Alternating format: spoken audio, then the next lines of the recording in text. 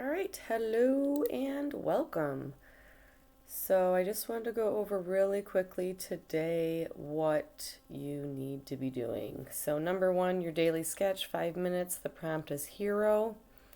After that, you are continuing to work on your metaphor project. So, last class period on Monday, you should have finished up your plan and be starting to uh, make your layout on your drawing paper.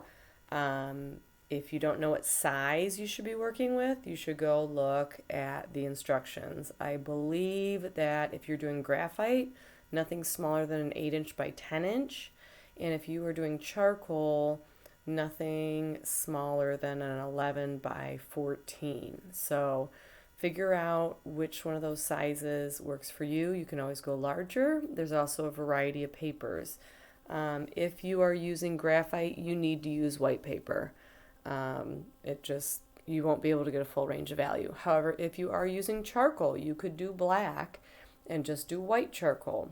You could do gray paper or you could do tan paper, and then in those cases, you would be using black and white charcoal.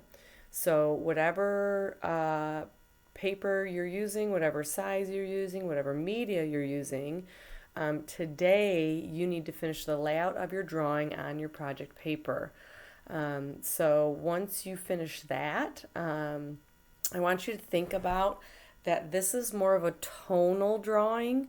So there are large areas of value, transitions, flat values. This is not just a line drawing.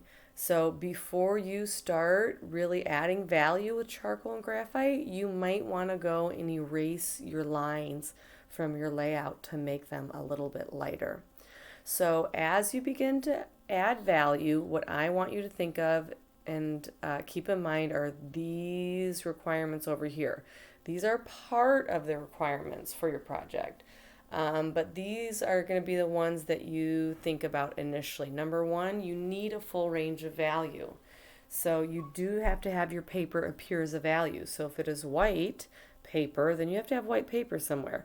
But if you are using tan, or if you are using gray, or if you're using black paper, you do still need to have paper appear as one of your values. So if you're using a toned paper, it's going to be a medium or dark value. Your values are well balanced around the piece. That's actually something that's probably going to come a little bit later. And tonal drawing includes broad areas of value. This is not only a line drawing. Yes, you can use lines. Yes, you can have mark making techniques, but you are still filling in areas, spaces, and shapes. Strong use of value to create depth, volume, and space. How are you going to do this? These are options, okay? You don't have to do all of these, but these are going to be a way for you to make sure you do use value to create depth, volume, and space. So, number one, kind of most traditionally, we can think about adding value to make the individual objects look three-dimensional. So, that case, I would recommend you use references. Go look at photographs of the objects that you are drawing. They don't have to be exactly the same. Number two, you could create like a foreground, middle ground, background. So this photograph of mountains kinds of shows you that the mountains or the things that are in the foreground are darker, have darker values, and that as the middle ground and foreground, as you progress through the image and get farther away, your values actually get lighter. But that is a way to create depth. And then another way is to create shadows from overlapping shapes. So you can have shadows from, like this is a cast shadow, but when you have one object that overlaps another, like this overlaps this, you can create shadows, and that's actually, this artist is not using that to create depth. But that is another way to do that. So that is your overview for today. Please be productive.